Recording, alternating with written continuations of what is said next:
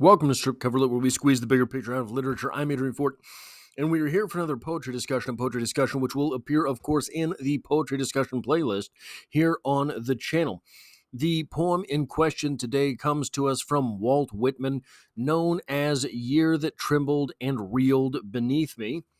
Now, I want to preface this reading, the entire poem here, with the understanding that Walt Whitman was quintessentially American and considered himself probably twice quintessentially American.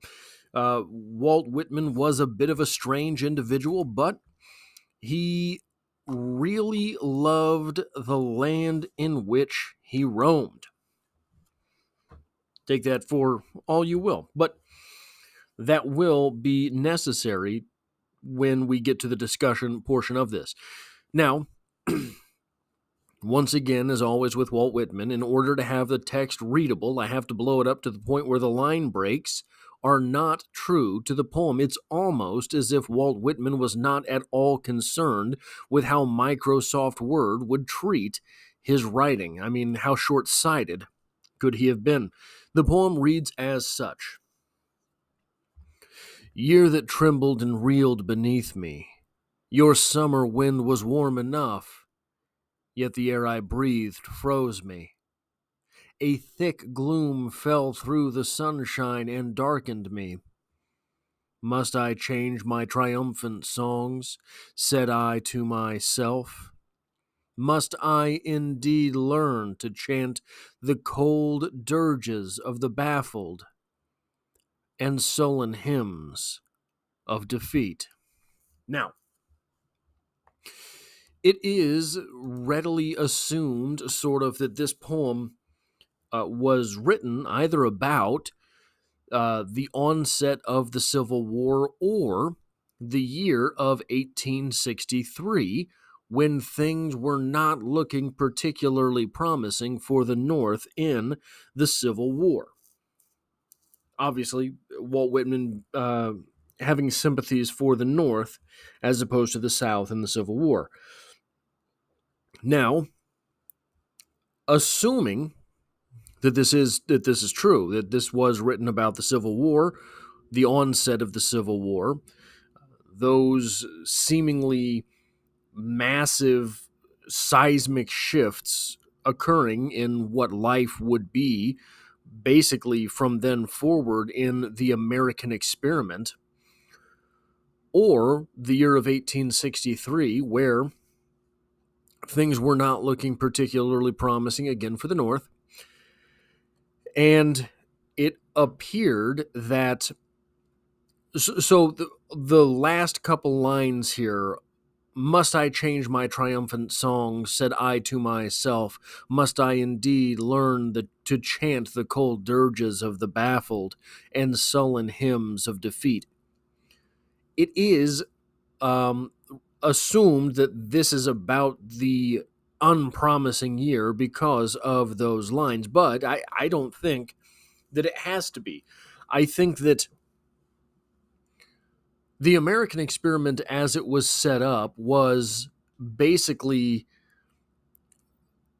a bunch of different little countries all acting with each other, not for anyone. So, in the event of this thing known as a civil war, the idea of the American experiment was very much on the road to defeat.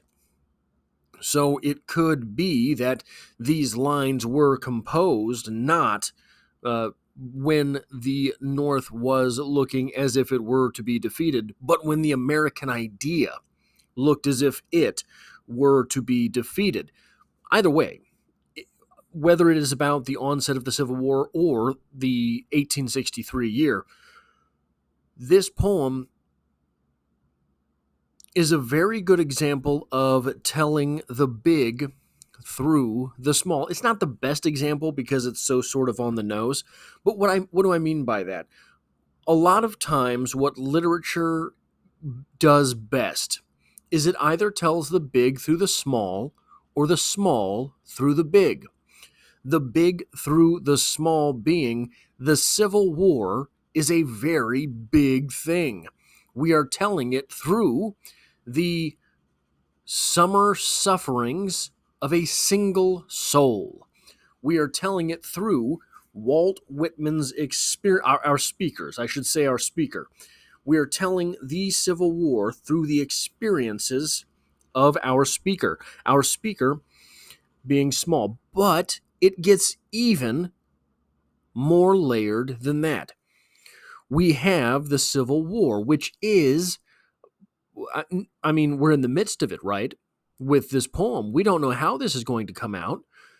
This could be absolutely world ending. It could be that these two fractions of the United States end up leaving each other in such cold despair that England marches right back in and takes everything over, or France comes in and takes over the South, right? There are so many things that could have happened that no one knows. So that is a very big thing. We have it filtered through a smaller thing, being the year that trembled and reeled beneath me. The year, 1 year, one time frame there. And then we have it filtered one step further through a solitary individual. So we have big idea, world-ending civil war, cut down to a single year of this thing, and right down through a single individual. That is telling the big through the small. You can also tell the small through the big. You can tell a lot of times you see some. So, what is Romeo and Juliet but a story of love? A story of love that involves two warring families, right? You have to get um, the entire two clans together in order to hash out this one thing of love, right? You have the small through the big in that. Here's the part of this poem that is almost stunning to me. Must I indeed learn to chant the cold dirges of the baffled? Our speaker here has already forecast how losing would feel. Our speaker here has already forecast that instead of feeling defeat, it's your worldview that is defeated, and so what you would end up is confused. Further than that, what we have here is a very good example of the old Stoic saying that we suffer more in the mind than the body. No one is lost yet, but Walt Whitman here is forecasting, our speaker is forecasting that loss and trying to understand how confused he will feel in the event of said loss, in the event of said sullen defeat. And that's a wild sort of thing, right? To already be projecting out all this poetry I've written. Oh, that's good for nothing now. These dirty, low-down Southern jerks have ruined the whole country. Everything, my whole life's work, gone, done, defeated.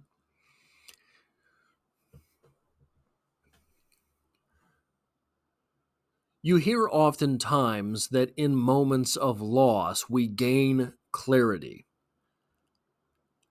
But that's not what would be happening here for our speaker. Ostensibly, that speaker is Walt Whitman. That speaker has dedicated much of his life's work to crooning the United States, the American experience. And so, when he loses that, he doesn't just get the chance to refocus. When he loses that, his entire worldview would be shattered. So that is just a couple of notes on Year That Trembled and Reeled Beneath Me. If you like or appreciate what it is that I do here, hitting the like button really does help me out, as it tells YouTube to share this video with other literature lovers. And if you find yourself here by chance but not design, literature is the only thing I talk about on this channel, dropping multiple videos every single week, and I hope to have you back for the next one.